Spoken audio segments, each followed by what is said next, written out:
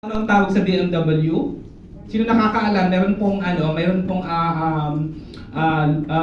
Paano ito? Gift galing sa MWO. Sino nakakaalam? Anong tawag sa DMW? Department of Migrant. Yung tagline ho namin. Sino nakakaalam? May gift po, may surprise gift coming from us. Wala? Ang DMW po, ito yung kaisa-isang ahensya ng gobyerno na tahanan ng mga OFW. Ito yung tahanan ng OFW. Ang DMW, kaya ho nagawa ang departamento na ito para meron po kayong tahanan. Ibig sabihin, sa tahanan, kayo po ay welcome. Lahat po ng inyong mga concerns, ng inyong mga problema o kung mga ano man yung mga hinaing po ninyo, idinudulog po natin dito sa DMW. Ito ho yung tahanan po ninyo. Hindi ho namin departamento po ito. Ito tahanan po ninyo. Okay, kaya ho siya na-create. Okay? Mandato po namin, marami po kaming mga mandato pero naka-summarize po siya dito. Ang mandato po namin ay protektahan ang inyong karapatan at itaguyod po ang inyong kagalingan. Okay? Kahit ano pa po yung status ninyo. Regardless of your status, either documented or undocumented, mandato po namin na proteksyonan po kayo.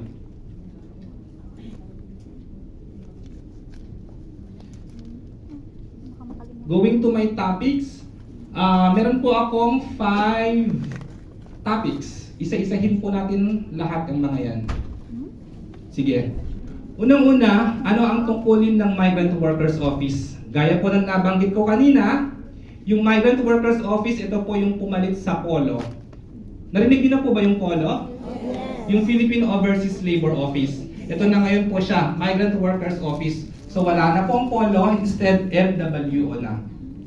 Tungkulin po namin, bilang kami po ang Overseas Operating Arm ng DMW, tungkulin namin na protektahan ang karapatan ninyo at kagalingan bilang mga OFW. Kaya ho isinasagawa namin ang mga seminar na katulad ho ng PAOS para po sa ma-discharge namin yung mandato po namin yan. Isulong din po ang mandato ng DMW na mag-promote ng trabaho. Hindi naman pong basta-bastang trabaho, kundi marangal at legal na trabaho. So yung trabaho po natin, kaya po tayo nandito ngayon, ay marangal at legal. Dumaan po tayo sa legal at tamang proseso. Tungkulin din po namin na mag-verify ng kontrata at iba pang mga kaugnay na dokumento. Speaking of contract verification, lahat po ba tayo dito may hawak na verified contract?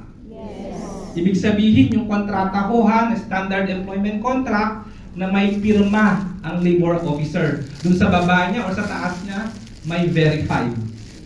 Lahat meron? Yes. Dahil pag wala ho kayong ganun na hawak na dokumento, ibig sabihin, hindi ho kayo na-process ng tama. I-check nyo ho yung mga hawak-hawak yung documents, dapat make sure na meron. Pag wala, tanungin nyo ang inyong agency.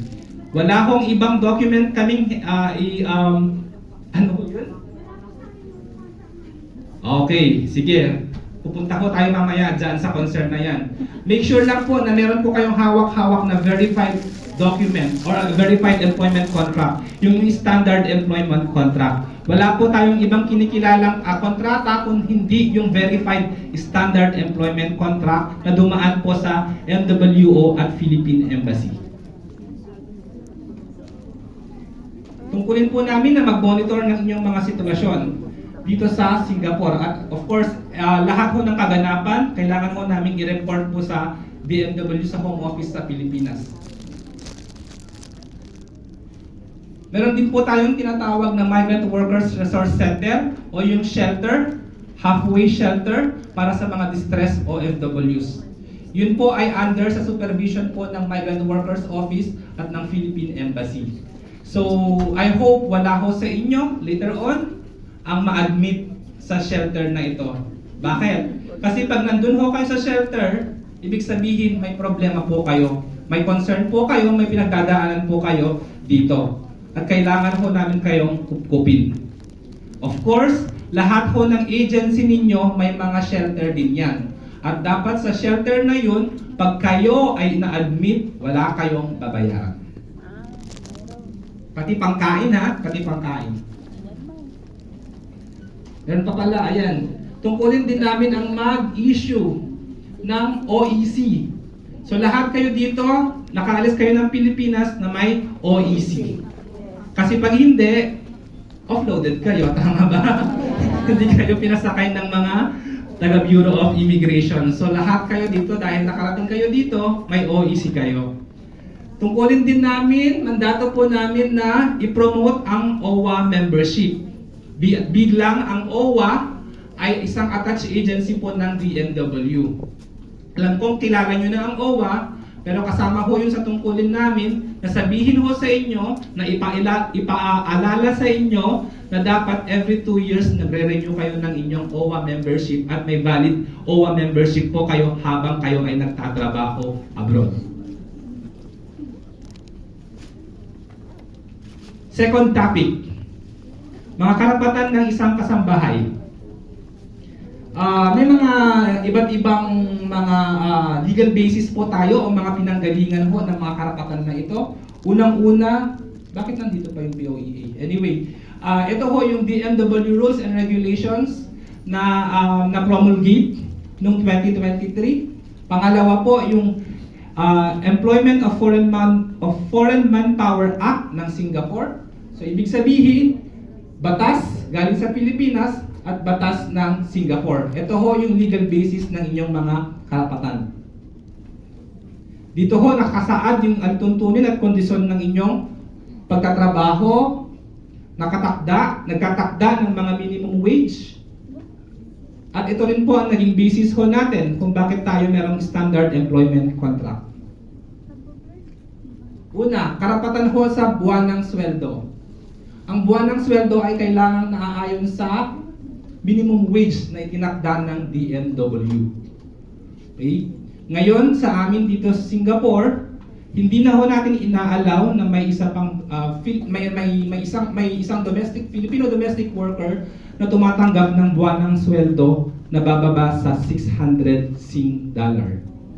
Ibig sabihin, kailangan lahat kayo 600 or above na ang sinasweldo ho ninyo dito sa Singapore bilang mga domestic worker. Pangalawa, kailangan matanggap sa tamang oras. Sabi ho ng MOM, kailangan matanggap ninyo ang inyong sweldo on or before the 7th day of the succeeding month.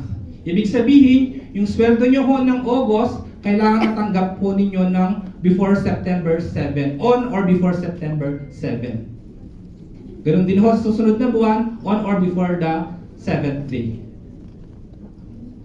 Kailangan matanggap ng buo at walang deduction.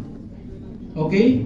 Meaning to say, hindi dapat dinededuct ng employer ninyo ang cost ng inyong accommodation, ng pagkain, o kung halimbawa nakasira kayo ng anumang kasangkapan habang kayo nagtatrabaho. For example, nakabasag kayo ng plato habang kayo naghuhugas, hindi ho maaaring i-deduct sa inyo yung cost o yung value po ng mga nasira ninyong kasangkapan sa inyong sweldo. Bawal po yun. Okay? Okay? Yes. Yung iba parang sila iwasan na kasi. Okay. Next po, apart from the sweldo, ito rin po ay karapatan po ninyo na magkaroon ng pahinga. Magkaroon ng pahinga. Sabi po ng DMW, magkaroon ng 8 oras na tuloy-tuloy na pahinga sa isang araw. Sana all daw, sana all. Ibig sabihin ho yan, tulog ho yan. Hindi naman yung pahinga sa maghapon. Although dapat binibigyan din ho kayo ng pahinga na kahit at least 1 hour sa isang maghapon. Ako more on pahinga. Sige. Maraming bulong-bulungan. Maraming mga issue. Magkaroon ng isang araw na pahinga kada linggo. Ibig sabihin, sa isang buong linggo, meron po kayong 1 day off. Once a day. Ay, once a 1 day off. Sa isang linggo. Sa isang buwan, meron po kayong dapat 4. Sige, pag-usapan natin yan later. Kasi introduction pa lang tayo. Magkaroon ng sapat na tulog, kagaya ng nasabi ko kanina, sa gabi at pahinga sa maghapon. Okay? Dapat kayo rin ho, you should be the one deciding kung saan nyo i-google o i-spend ang inyong rest day. Hindi ho dapat pwedeng diktahan kayo kahit nino man, even your employer, kung saan nyo gugugulin ang inyong rest day. Kung gusto nyo magsimba, kung gusto nyo makipagkita sa inyong mga kaibigan, sa inyong mga boyfriend, it's up to you. Karapatan din ho ninyo mabigyan ng akomodasyon at pagkain. Kailangan po yung accommodation decent. Ibig sabihin ho nun, maayos, libre, bukod at angkop at nalinis na accommodation, sabi ng DMW. Sabi rin ho ng MOM, kailangan ho ligtas sa anumang klase ng ligtas ho sa anumang klase ng elemento ng kapaligiran tulad ng ulan at araw. Okay? Kung